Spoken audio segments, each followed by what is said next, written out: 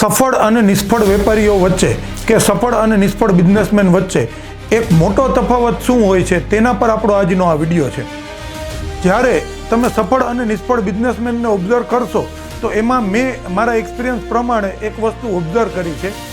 નિષ્ફળ વેપારી છે એ સેમ એરિયામાં વર્ક કરીને અથવા તો નાના એરિયામાં વર્ક કરીને પોતાના કોમ્પિટિટરને પાડી દેવા પ્રયત્ન કરતા હોય છે.